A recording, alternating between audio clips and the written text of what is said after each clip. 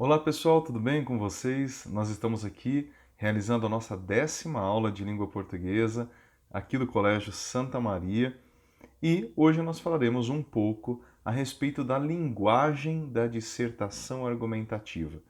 Até o momento nós estudamos um pouco o que é uma dissertação argumentativa, estudamos como é que essa dissertação está estruturada, fizemos a análise de duas redações nota 1000 consideradas lá no Enem, e agora nós falaremos um pouco a respeito da linguagem que deve ser utilizada nesse gênero textual, tá certo? Então, vamos lá.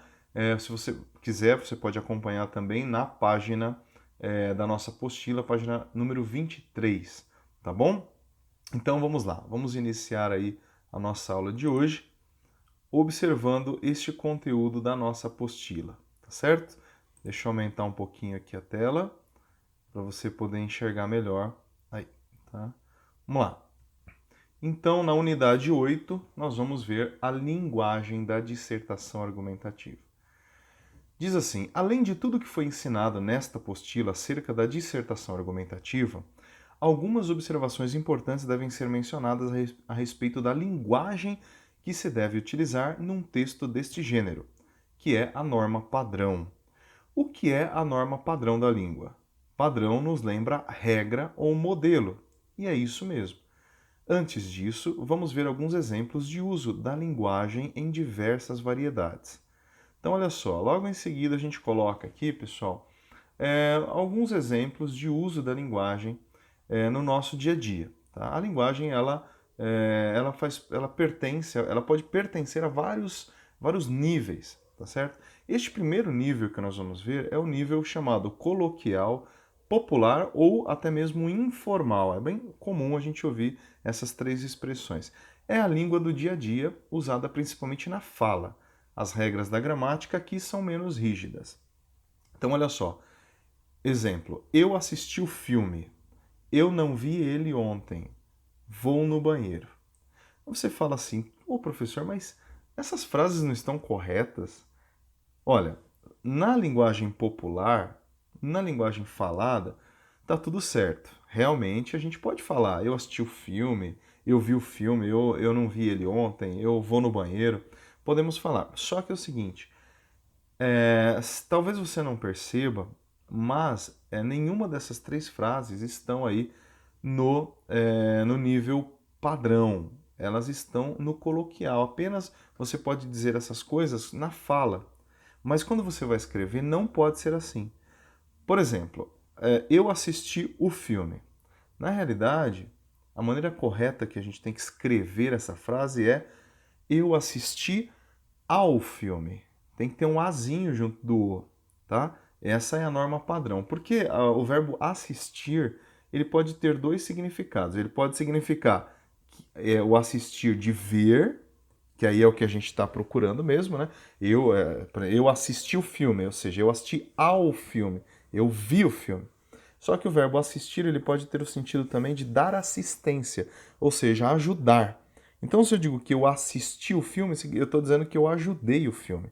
E aí você vê que se a gente for colocar isso na escrita, está totalmente errado, porque é como se você estivesse ajudando o filme. E na verdade você está querendo dizer o quê? Que você assistiu ao filme, você viu o filme. Então, neste caso, essa é a forma coloquial de se falar. Eu não vi ele ontem. Na forma correta, na forma padrão, quando você for escrever, você tem que escrever: eu não o vi ontem. E não, eu não vi ele, tá?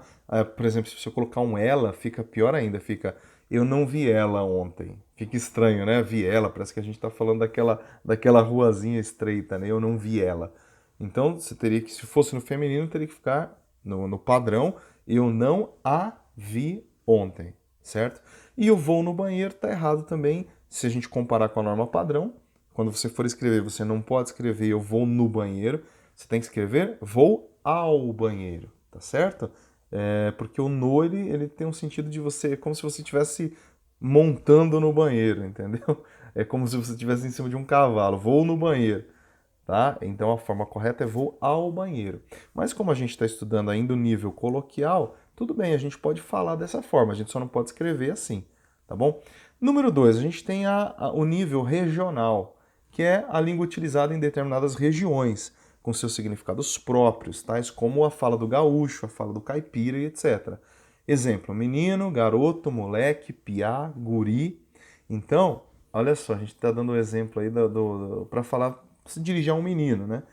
Então, em determinadas regiões do Brasil, nós temos uma palavra específica para falar do menino.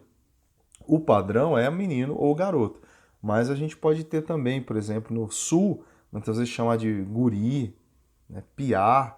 Então, em outras regiões do Brasil, nós vamos ter outras variações. Então, assim, essa é a linguagem regional, é o nível regional.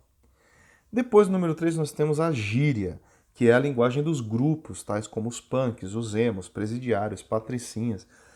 Exemplo, mano, mina, tira, que é policial. Então a gíria, todo mundo sabe o que é gíria, né? Fala mano, aqui em São Paulo a gente fala muito mano, né? O pessoal fala bagulho. Tem várias expressões que são próprias também dos grupos, assim, né? Então aqui, determinados grupos, a gente tem aí os presidiários, que tem toda a linguagem própria, tem lá as suas gírias, certo? Enfim, cada grupo tem a sua própria gíria. Depois nós temos o nível do jargão, que é a linguagem técnica. Então, a linguagem do direito, da medicina, da engenharia, da pedagogia. Exemplo, de acordo com o artigo 150, não sei o que é esse 1 aí, da Constituição Federal de 88, é vedado aos entes tributantes, entre eles os municípios, aumentar tributos sem lei que o estabeleça. Então, esse é um outro tipo de linguagem. Né? Então, na linguagem da medicina, a gente vai ter uma outra linguagem técnica, a engenharia, os pedagogos, cada área do conhecimento vai utilizar o seu jargão. Tá? Depois nós temos o nível padrão, também chamado de norma culta ou português formal, que é a língua oficial, usada sobretudo na escrita. Predominam a observação de todas as regras gramaticais. Então, agora a gente tem a norma padrão, aquela que tem que ser usada nos textos oficiais. Tá certo? Você vai fazer uma redação para a escola, tem que ser no padrão, tem que ser na norma oficial. Você vai fazer um concurso público, você vai escrever uma redação, tem que ser nesse padrão. Tá? Você não pode ficar colocando gíria no meio, você não pode colocar coisas regionais no meio, você tem que utilizar o português formal, padrão. Tá bom? Exemplo, eu assisti ao filme. Então você vai escrever dessa maneira. Você pode até falar, né? Eu assisti o filme. Só que você tem que escrever assisti ao filme. Eu não o vi ontem. E vou ao banheiro, tá certo? Então, quando você for escrever, utiliza a norma padrão. Dito isto, é o momento de indicar que a linguagem a ser utilizada numa dissertação argumentativa é justamente a da norma padrão do português. Por isso, você deve conhecer mais das regras da gramática e a forma correta de se escrever as palavras. A forma correta de se escrever as palavras ganha o nome de ortografia, tá? Então, pessoal, em primeiro lugar aqui, a gente precisa saber que numa dissertação argumentativa, que é o nosso foco aí, eu só trouxe alguns exemplos para vocês entenderem que nós temos uma variedade, né, de formas de se expressar em português, mas a gente precisa entender que quando a gente vai escrever uma redação oficial, tem que seguir a norma padrão, a norma culta do português, tá bom? A gente não pode utilizar informalidade, porque senão a gente perde ponto em redações e foge daquilo que é obrigatório. Numa redação é obrigatório utilizar a norma padrão. Tá? Agora eu vou falar uma outra coisa importante sobre a linguagem da dissertação argumentativa. Olha só, numa dissertação argumentativa, nós nunca podemos utilizar as expressões em primeira pessoa, ou seja, eu e nós. Por que é primeira pessoa? Porque quando a gente conjuga os verbos, a gente está lá, né? Por exemplo, o verbo trabalhar. Eu trabalho, então, ó, primeira pessoa. Não é a primeira pessoa do singular? Eu trabalho. Aí vem tu trabalhas, que é a segunda pessoa, ele trabalha, é a terceira pessoa. Aí começa as pessoas do plural. Qual que é a primeira pessoa do plural? Nós. Nós trabalhamos, vós trabalhais é a segunda, eles trabalham é a terceira. Então, quais são as primeiras pessoas que a gente tem no português? Eu e nós. Ou seja, o nós, quando a gente fala nós, a gente está se incluindo, não é mesmo? Eu digo eu já estou incluso. Quando eu digo nós, eu também estou no meio. Se eu não tivesse no meio, eu utilizaria o eles. Então, a pergunta é: por que que a gente não pode utilizar o eu e o nós numa dissertação argumentativa? A resposta é muito simples. É porque uma dissertação argumentativa serve para você dar a sua opinião a respeito de um tema, não é isso que a gente aprendeu? Você tem um assunto, você vai dar a sua opinião. Se o texto dissertativo argumentativo já serve para você dar a sua opinião, não tem motivo para você ficar colocando isso de uma forma explícita. Olha só os exemplos que eu coloco aqui, ó. Por isso nunca escreva. Na minha opinião, o Brasil, tarará, tarará. Na minha opinião, você não vai colocar na minha opinião. Você nunca vai poder escrever esta expressão na sua redação dissertativa argumentativa. Em outros tipos de texto você pode colocar. Por exemplo, num artigo de opinião, você pode utilizar. É permitido. Agora, existe uma regra. No gênero dissertativo argumentativo, você não pode usar. Na minha opinião, nunca coloque isso na sua redação. Você também não pode colocar, olha, eu acho que seria interessante, ou eu acho. Você está se colocando. Você está na primeira pessoa, não pode. Penso que, acredito que. Quando você escreve penso, quem pensa? Não é o eu, não é a primeira pessoa? Então, não pode também. Vamos encontrar uma solução. Esse vamos tem o nós. Então, novamente, você não pode ficar aparecendo aí. Os políticos têm que parar de nos roubar. Olha o nos. Nós vamos conseguir. Tá vendo? Olha o nós aí. Tem a primeira pessoa de novo, primeira pessoa do plural. Bom, mas aí você me pergunta, ok, tudo bem, eu entendi que eu não posso colocar a primeira pessoa. Eu não posso colocar na minha opinião, eu acho que. Então, o que é que eu posso colocar? Afinal de contas, como é que eu escrevo? Então, você tem que escrever de tal forma que você não apareça no texto. Todo mundo sabe que você está dando a sua opinião naquele momento. O texto é para isso. Só que você não pode ficar dizendo que está dando opinião, entendeu? Você não pode dizer, na minha opinião, eu acho que. Você tem que utilizar outras expressões. Veja só aqui os exemplos que eu coloco. Você escreve assim, ó. O Brasil precisa, em vez de você escrever, na minha opinião, o Brasil, você tira o na minha opinião e diz, o Brasil, direto assim, ó. O Brasil precisa fazer tal coisa, entendeu? Precisa melhorar, tará. Seria importante que o governo fizesse. É importante observar que, percebe que você não aparece? Ó, deve-se procurar um diálogo. Essas expressões aí com esse tracinho SE, elas são ótimas para você usar no seu texto. Então, deve-se procurar um diálogo. Acredita-se que há muitas pessoas. Acredita-se, ó. Você parece que você está escondido, você não está aparecendo. Né? E quando você fala acredita-se, parece que tem um monte de gente, né, estudioso, que acredita nisso. E na verdade é só você ali escrevendo o seu texto, sua redação na sua casa. Mas quando você põe uma expressão dessa, você dá uma formalidade maior, uma seriedade maior no seu texto. Parece que tem um grupo de especialistas assim concordando com você. Aí você coloca, ó, é possível comprovar que, é evidente que, vale observar que, é fácil concluir que. Aí vem uma outra e última que diz: observa-se no dia a dia que. Certo? Você pode colocar constata-se, comprova-se. Então você tirou o eu e o nós daí. Você desapareceu. E você colocou aí como se fosse uma pessoa que ela está escrevendo, mas ela traz consigo várias pessoas junto com ela que concordam com aquilo que ela está falando. Entende? Fica uma linguagem muito mais forte. Parece que não é só você que está falando, parece que tem um monte de gente junto com você. Certo?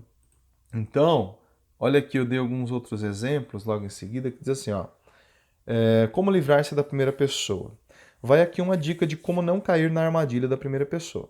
Quando estiver escrevendo o seu texto, imagine que você estará falando sobre outras pessoas ou coisas. Então, ó, você está falando de outras pessoas. Você não aparece. É como se estivesse apontando o dedo para o lado e falando, ó, aquela pessoa ali, ó, O Brasil, ó, a polícia militar, e você não aparece, ó. O Brasil está passando por uma crise, ó, você está falando do Brasil. As pessoas têm estado muito preocupadas com o futuro, ó, você está falando das pessoas. É preciso que o governo realize, você está apontando o dedo para o governo, dizendo, ó, o governo lá precisa realizar. Deve-se, portanto, lutar por direitos. Percebeu que nos exemplos acima, a pessoa que escreve apenas conta o que está acontecendo, o que deve se fazer, quem deve fazer o quê? Desenvolvendo o seu texto dessa forma, você conseguirá escapar da primeira pessoa. É como se você estivesse olhando de longe a situação e dizendo o que está acontecendo, mas sem se envolver diretamente com a situação. Entendeu? Então, pessoal, é dessa maneira que você precisa desenvolver a sua dissertação argumentativa. A linguagem deve ser uma linguagem formal, mas uma linguagem que a gente chama de impessoal. Quando é uma linguagem pessoal, é porque existe alguém ali se mostrando. Quando a gente fala que a linguagem é impessoal, você parece que está escondido falando tudo aqui. Ninguém está vendo que é você. Você está falando do Brasil, você está falando das pessoas, você está falando do governo, você está falando disso e daquilo, mas você fica escondido. Deu para entender? Então, assim, leia novamente, faça esses exercícios que tem aí na apostila, olha só.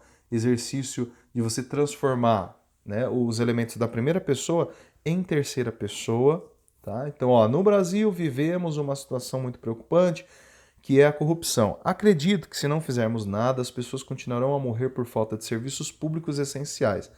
Nessa frase aí, nesse parágrafo, tem a presença da primeira pessoa, certo?